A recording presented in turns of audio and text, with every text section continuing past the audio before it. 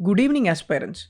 Welcome to the Hindu News Analysis session brought to you by ForumIAS for the date 23rd of Jan 2023.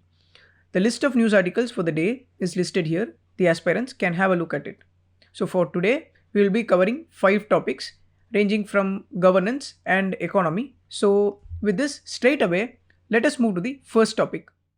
Coming to the first article for the day, a reminder of the flaws in India's urbanization policies. This topic is about the problems that India is facing in building urban infrastructure. And this article talks about how the 74th Constitutional Amendment Act, which established the third tier structure in urban areas, is undermined, and also talks about how it shall be improved for fulfilling smart governance in urban areas. Now let us start our analysis of this topic. See, last year in the month of November, the World Bank came up with a report. In that report, it studied the financing the needs of India's urban infrastructure. In addition, the study also focuses on private investments that are said to be creating urban problems. See, the article says that from the period of LPG era, that is from 1990s, India has been taking several measures to attract private capital. Alongside this, India also continued with certain urban governance reforms like Smart City Mission, AMRUT and etc. But these measures has not yielded significant gains for our country. So the author questions these reform processes and also asks if these measures have really been able to attract private capital to fund urban infrastructure. He highlights that even after 30 years of reforms, urban finance predominantly comes from government side, while the contribution from the private sector is very much lower. See, out of the total finances needs to fund urban capital infrastructure, that is on the capital infrastructure, 48% comes from union government, while the 24% of funds comes from state government and 15% comes from city governments, that is the local bodies, while 3%, just 3% comes from public-private partnership and other 2% is through commercial debt. This is not a good sign at all, right? Because we have to know that the amount of fund required to invest in infrastructure needs of urban areas is increasing very much. We have studied, right, the increasing population, migration to urban areas, and many other factors are leading to increase in needs for utility services for the people residing in urban areas.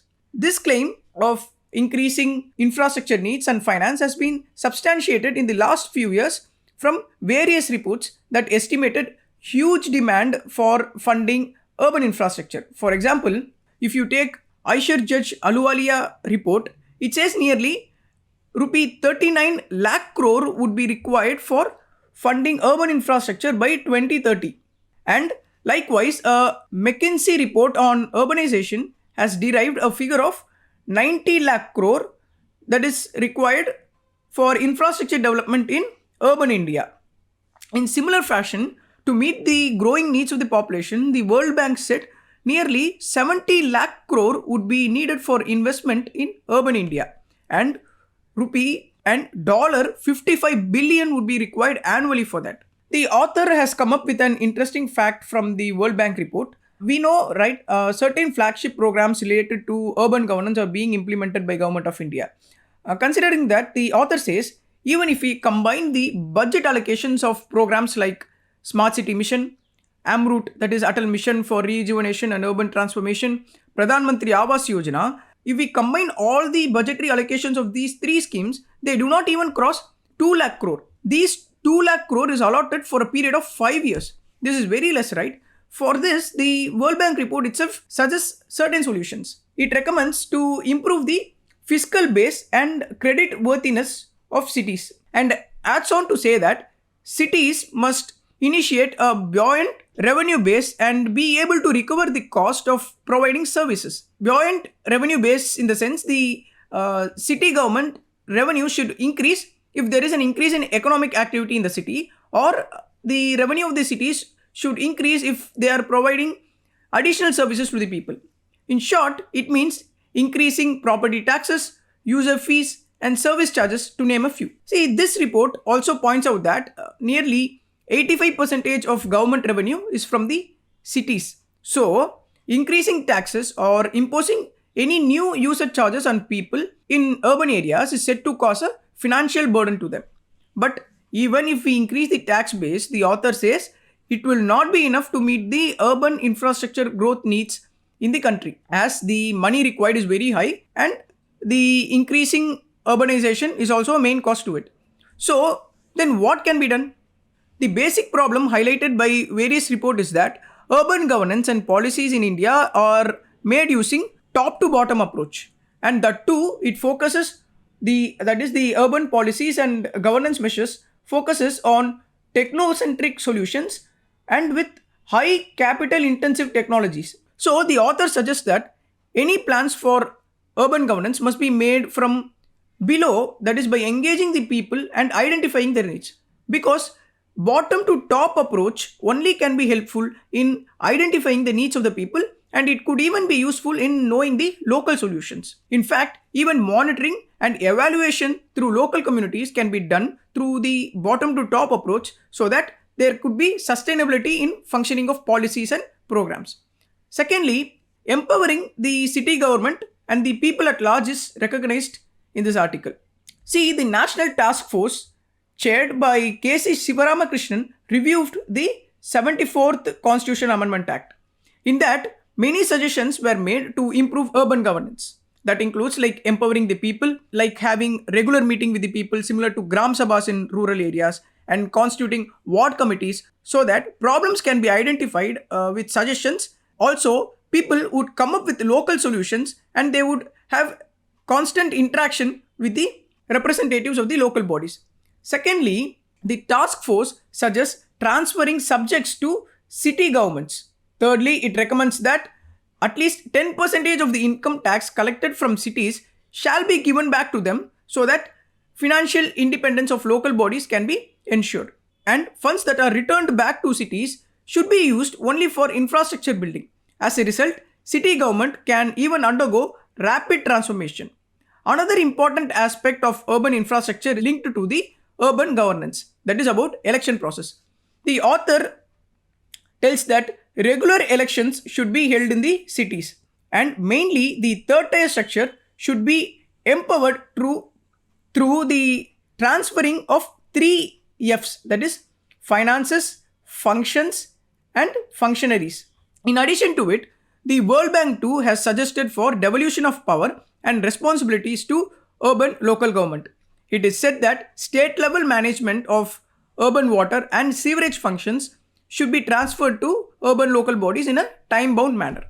In addition to this, the World Bank says an improved urban legal framework should include a certain fiscal transfer regime and accord financial powers to urban local bodies with attendant rules and regulation, so that they can financially be independent and can help the urban local bodies to determine the medium to long term investment needs for urban infrastructure. But rather in India, the opposite scenario is happening. That is, instead of devolving of fiscal powers, authorities and function, the urban local bodies are becoming powerless and more dependent on state government for funds. Here, the article quotes the Shimla water story. That is, initially in the year 2016 to 17, the Shimla waterworks was transformed into a single utility called Greater Shimla Water Supply and Sewerage Circle. And mainly they were functioning under the control of Shimla Municipal Corporation, which is the third tier structure in Shimla city. See, being under the Shimla Municipal Corporation, the utility also got loans from certain banks to ensure adequate supply of water and proper distribution in Shimla city. However, in 2017 to 18, this utility service that was under the control of Shimla Municipal Corporation changed its character to a company and was named as Shimla Jal Prabandhan Nigam Limited. See, this company is right now running under the board of director but outside the control of municipality. Now, the Shimla municipality has lost control over the management of water supply and sewerage connection. Alongside, the usage charge on those services cannot be obtained by that local body. This is exactly the opposite that the article has been suggesting, right? So the state government that are fighting over state autonomy and financial independence from the central government should also be ready to devolve the powers and fiscal powers to local bodies that are directly in connect with the people. So that is all about the article. So in this article, we have seen the problems that are undergoing in urban local governance and also the recommendations that have been suggested. So with this, let us complete this topic and move to the next one. Now coming to the second topic, it's time for India's universities to join the world. This article analyzes India's chance of becoming a major player in world's academic community. In addition, the author discusses the opportunities that are available to India in opening its education sector to foreign universities. In short, the author highlights the gains that India could get if it integrates well with world's academic community. Firstly, he says if India is opening its academics to the world, it would make India more visible on the global academic sense and the country could get a lot of attention by learning about it. Secondly, India could learn lessons from seeing the best practices from abroad and start implementing them in our country. Here, this topic gains significance as the author says India's G20 leadership is an excellent opportunity to do the things that I have listed above. Also, he says that it will only boost India's constant effort in integrating its academic with the rest of the world. Like here, he quotes one of the priority areas in education during the India's G20 presidency is strengthening research and promoting innovation through richer collaboration. Know that at present, India is in a particularly advantageous position because the world sees India as an important economy and geopolitical player. Mainly, the Western countries look India as a balance of power in Asian region. So, India can make use of this chance to play an important role in higher education, especially as an exporter of students and talents in many scientific fields, that too mainly in information technology and related fields. See, in foreign countries, there is a growing interest in linking with Indian universities and research institutes because the foreign countries know that there are untapped talents and opportunities available in India. And also, these foreign nations, especially the Western countries, are wanting to disengage with China. So, this could give India an immense chance to get associated with them and gain from this win-win situation for both India and the foreign countries. Here, the author discusses about the nature of India's academic system. He says that India, being the world's second largest academic system, has one of the most complex academic environments.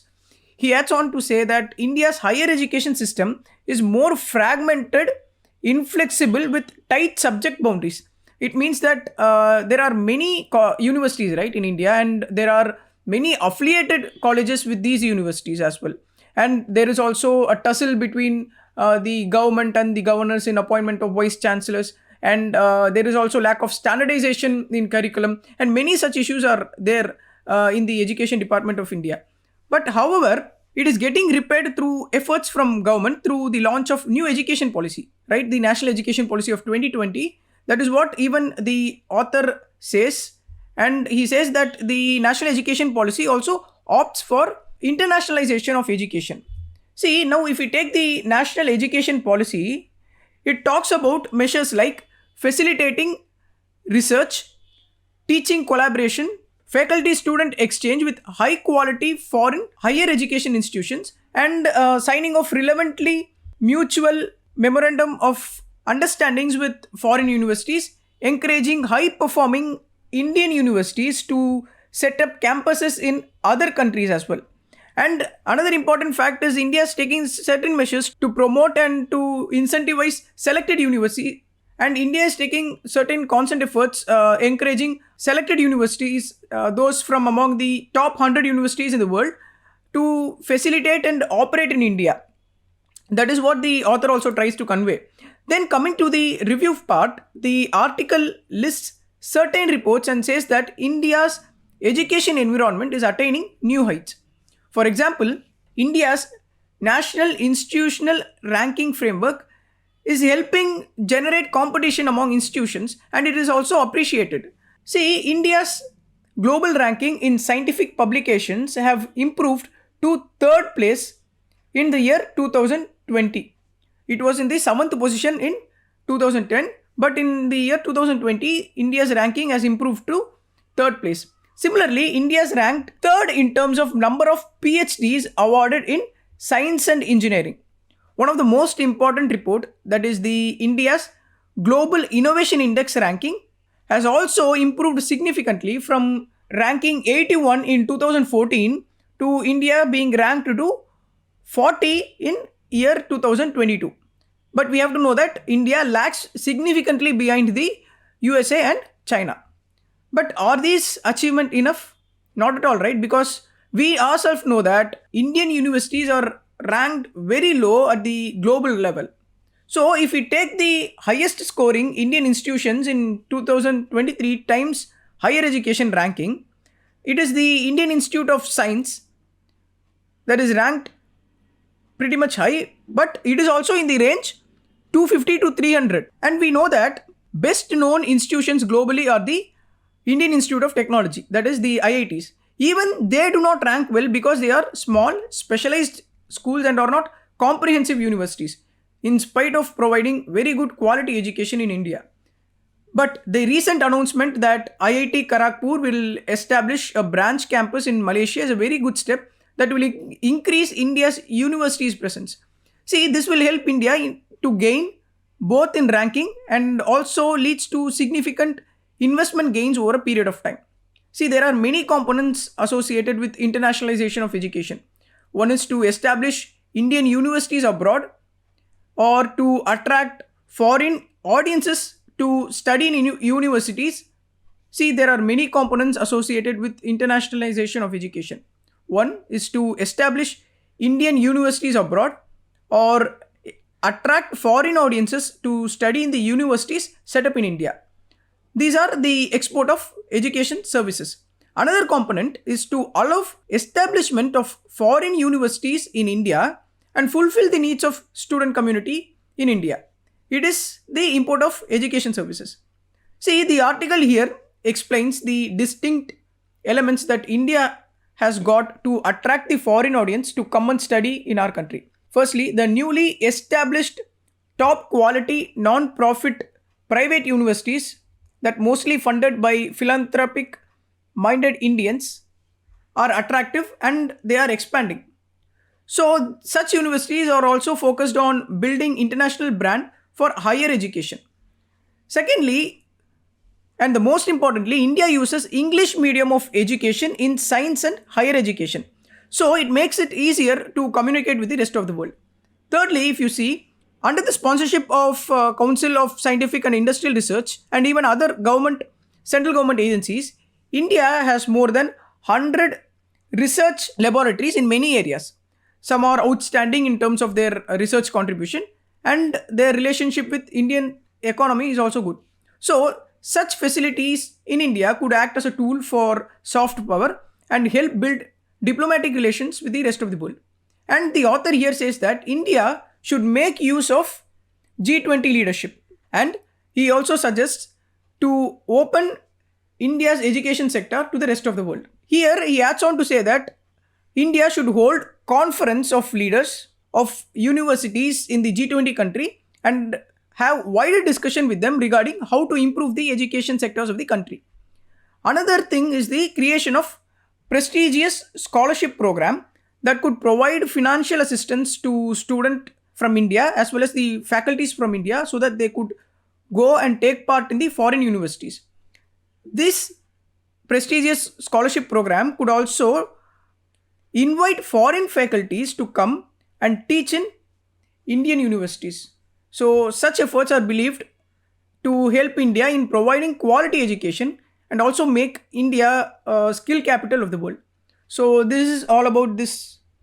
So that is all about this topic. So from mains angle, we have discussed on how to improve the quality of education in India, as well as what are the advantages and opportunities that India has got in opening its education sector to the rest of the world. So with this, let us complete this topic and move to the next one. Now, coming to the third topic, economy at risk from move to clean energy. See, this article discusses about the financial institutions and the risk involved if the economy changes from being coal dependent to clean energy economy. Firstly, let us know why financial institutions have to act responsibly when it comes to lending loans to institutions. See, in the year 2021, Prime Minister Narendra Modi has committed that India will reach net zero emission by the year 2070. In addition to it, India has also announced plans to generate at least 50% of its electricity from non fossil fuel sources by the year 2030. At the same time, the country has also maintained that it needs at least $1 trillion to meet these commitments. So here, the help of the financial institutions become vital in order to achieve these commitments. See, thirdly, we should know that currently coal accounts for 44% of primary energy source in India, and the coal generates around 70% of power production in India. Since large amount of carbon emissions are emitted from it, the draft electricity plan 2022 aims to reduce coal's share in energy or the electricity generation mix to 50% by the year 2030. See, currently coal contributes to around 70% of energy generation. So this draft national electricity plan aims to reduce this share to 50% by the year 2030. Now, if we consider India's policy commitments against these lendings and investment patterns, it is said that the India's financial sector is heavily exposed to potential transition risk. Why is it so? Now, let us know about few statistics. See, an analysis of individual loans and bonds found that nearly 60% of lending to the mining sector goes to oil and gas extraction, and 1/5 of manufacturing sector debt is for petroleum refining and related industries. See, if we take the largest source of carbon emission, it is the electricity production, and here 5.2% of outstanding credit of financial institution goes to it. But sadly, just 17.5% of lending is to the renewable energy sector. See, here even the financial experts do not have knowledge on environmental issues.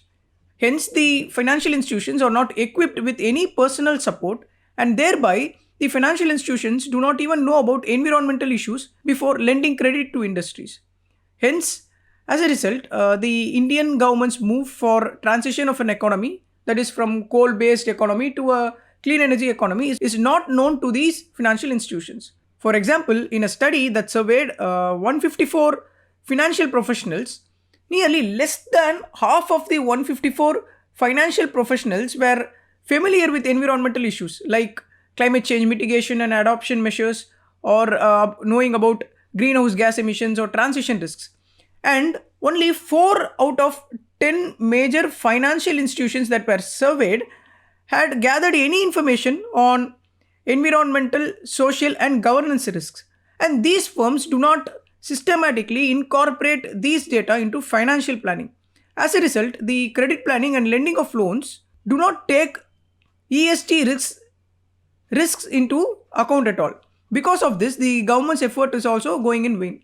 So, if the government compels certain industries to shut down, or if their operation is getting altered due to the release of carbon emissions, any new mechanisms adopted might create loss to these industries. Such a loss will also affect the financial institutions, and thereby the industries failing to repay the loans will cause balance of payment crisis to the financial institutions. Secondly, if we consider debt to financial institutions, high carbon industries such as power generation, chemicals, iron and steel, and aviation constitute around 10% of outstanding debt to Indian financial institutions.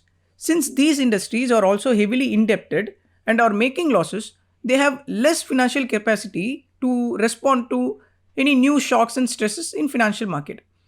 That is why the findings of this article itself suggest that financiers regulators and policymakers in emerging and developing economies should act in proactive manner so as to ensure an orderly transition to net zero emission. Secondly, the article highlights that financial institutions should improve their capacities.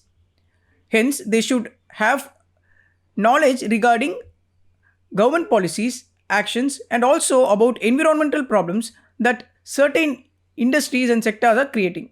Not just to avoid the problems, but capacity building of financial institutions can also let the financial institutions know about the opportunities available in the financial market, especially the tremendous opportunity to shift to sustainable assets and activities such as funding green energy projects like installation of solar power parks, renewable energy projects, or waste to energy projects, etc.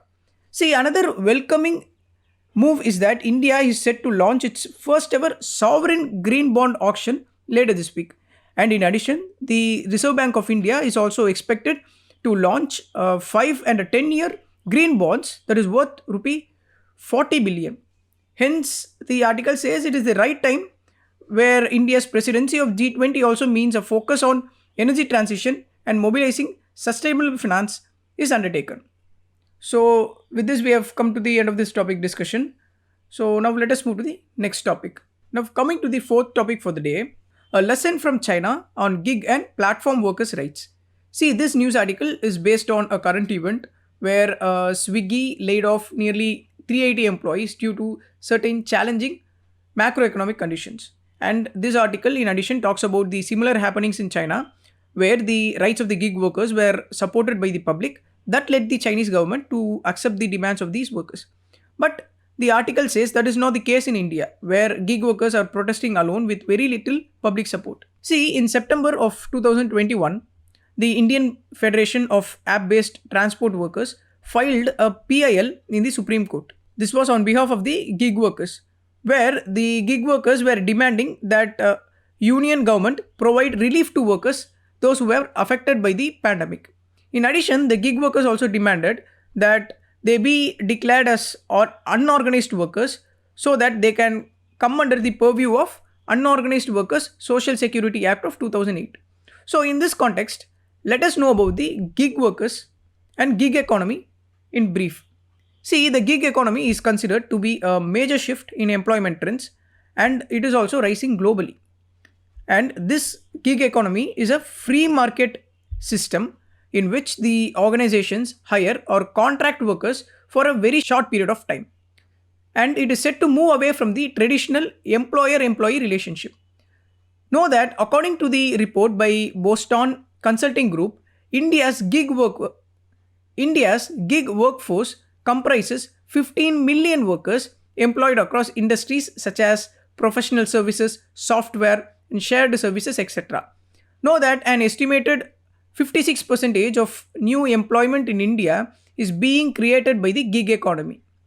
And the another study indicates that the gig economy is penetrating even in Tier 2 and Tier 3 markets. If we want to know about the legal definition, it is said in the Code on Social Security of 2020 that a gig worker is a person who performs work or participates in work arrangements and earns from such activities that is outside the traditional employer-employee relationship. Now let us see what are the issues faced by the gig economy workers.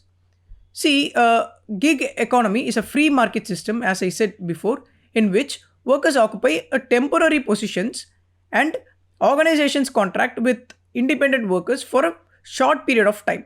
Secondly, the gig workers have limited employment rights like minimum wages, sick leaves, health benefits, or even retirement benefits are also not applicable to gig workers. Also, the payment is assured only on completion of the project. Hence, they are insecure about their income. Know that there is no stable and secure employment. That is, the gig workers perform jobs that do not even provide health insurance nor pay overtime or any sick leave or provide any sick leave. The lack of any kind of such protection avoids even several talented workers to come and participate in the economy. Then it is the lack of income security where it provides no room for wage negotiations and even there is no presence of unions to fight for the rights of gig workers. Lastly, the grievance redressal mechanism is inefficient where the gig workers, do not know whom to approach and where to go and present their petitions before the public authority. So, these are the issues that the gig workers are facing right now. But the government has come up with recent initiatives that tries to address the problems of gig workers. They are like the central government recently passed the Social Security Code, which could cover gig workers in it. Also, the government proposed to create a social security fund that comprises of 1% of aggregators' annual turnover. Using this fund, the government assures to contribute to the welfare of gig workers. But there are certain needs and way forward that has to be ensured for contribution to the welfare of gig workers. They are like extending the skill development programs that are already implemented so that talented youths could stay industry relevant and market ready. Secondly, measures has to be taken to protect the workforce of the gig economy by strengthening the government's regulation. Thirdly, at present there is no mechanism to address the issue of disputes. That is, authorities must be assigned with responsibilities to deal with problems faced by gig workers. Finally, the companies employing the workforce on temporary basis should also be made responsible to contribute certain provisions like insurance benefits and social security benefits like paid leave, sick leave, other than tax commitments. So these are the measures that need to be undertaken by both the government as well as the private sector involved in the economy so as to ensure the welfare of gig workers. So that is all about this topic. Now let us move to the final topic of the day. Now coming to the final topic of the day, EXIM data revised, trade deficit narrows by $10 billion. In this news article, the news reports the revision of exports and imports data of India for the first 8 months of 2022 to 2023. And initially, only monthly foreign trade data of India was released. But now the data has been revised and aggregated data for the first 8 months of 2022 to 2023, that is from the month of April to November, has been released recently. Aspirants, I have attached the image. You can have a look at the earlier and the revised estimates of India's foreign trade. You can see how much variations there are for every month. Accordingly, the revised estimates show that India's merchandise exports between the month of April and November are nearly $299 billion, and it is nearly $12 billion higher than the original monthly data that were initially suggested. In addition to it, the import bill in those 8 months period is now estimated to be around $493.5 billion. This is about $1.7 billion higher than the previous data. Now, know that altogether the trade deficit in the first 8 months of the year is $10 billion lower than the initial estimates. See, as per the earlier data, the July month of 2022 had registered the worst goods trade deficit on record of nearly $30 billion. But in the revised estimates, the month of the September registers the worst monthly trade deficit of $29.23 billion. If we take July month alone, its imports bill has been revised sharply from $66.3 billion to $64 billion, and its exports has been revised to $2.1 billion.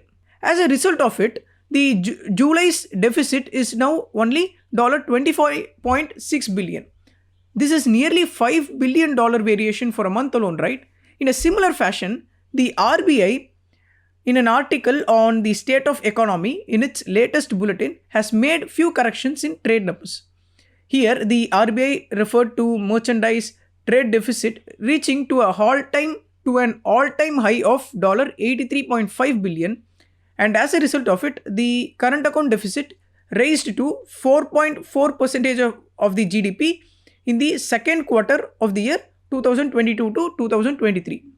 Let us know what happens when the figures are constantly revised and changed. On looking at these revised figures, economists say wide variations in data like these are unusual and it will only make the policy formulation difficult. Especially the management of current account deficit becomes a very big task alongside keeping the imports under control. Alongside this, the management of the impacts of global recession and its effect on exports will also become hectic, and it will be a tedious process if there is no reliable data at place. See, we must know that the trade numbers influence the current account deficit predictions, and the policy making also is based on such data. That's why the economist Biswajit Dar, who is a professor at the Center for Economic Studies and Planning at JNU, says a 3.5 billion discrepancy, a dollar 3.5 billion discrepancy or variation in import estimates, that too for a month alone, is not a small thing. And the article also mentions that several doubts regarding the revised foreign trade figures were mailed to the Ministry of Commerce and Industry, and till now no response from the government side is until now there is no response from the government side. Also, the rating firm ICRA exposed large variations between the monthly data on merchandise exports and cumulative data for the same time period. See, both the data are released by the Ministry of Commerce and Industry only, but there is a wide variation in both the data. Such wide variations will only erode the trust on the government, and it will also become an irreliable data for stakeholders in the economy. And in addition to it, it will misguide the private sector in investing in the economy. Hence, it will not only affect the evidence-based decision making of the government, but it will also deviate the performance of other stakeholders in the economy. So that is all about the concerns. So with this, we have come to the end of the news articles discussion. With this, let us move to the prelims-based question discussion. Now, coming to the prelims questions discussion, consider the first question. With respect to gig economy, which of the following statements is or are correct? First statement, gig economy workers include self-employed, freelancers, independent contributors, and part-time workers. Statement 2, it is a tech-enabled platform that connect the consumer to the gig worker to hire services on a short-term basis. Select the correct answers using the code given below. The options given are option A, 1 only, option B, 2 only, option C, both 1 and 2, option D, neither 1 nor 2. See, we have studied that gig economy is a free market system where the organization hire or through contract they hire some workers for a short span of time, and this system moves away from traditional employer-employee relations. So the gig economy can be defined in short as a work engagement where on one side there is a service seeker, that is the consumer will be there who will require certain demand for a specific task, and on the other side there is a service provider, that is the gig worker who can perform that specific task. Hence it is correct that a gig worker would be hired for a service on a short-term basis, and the first statement is also right because gig workers are those who are self-employed and those who do part-time work. Hence the answer for this question is option C, both 1 and 2. Now coming to the second question. With respect to Global Innovation Index, which of the following statements is or are correct? First statement, it is released annually by World Economic Forum. Statement 2, India's ranking has been steadily declining since 2014. Select the correct answer using the code given below. The options given are option A, 1 only, option B, 2 only, option C, both 1 and 2, option D, neither 1 nor 2. See, while studying Global Innovation Index, we saw that India's ranking has improved significantly, that is from ranking 81 in 2014 to rank 40 in 2022. So this option is a wrong option. So we can eliminate option B and option C. Now if we take the first statement, it says it is released annually by World Economic Forum. This is a wrong statement because Global Innovation Index is annually released, but it is released by World Intellectual Property Organization. So both the statements are wrong, and hence the correct answer for this question is option D, neither 1 nor 2. See, this is the mains question. The aspirants can take a note of it and they can write the answers and post it in the comment section. So with this, we have come to the end of the topic discussion, and the questions discussion is also over. So with this, let us wind up the session. If you like the session, if you can understand my concepts and the way I am teaching, you can like the video, share the video, and subscribe to ForumIAS. Thank you.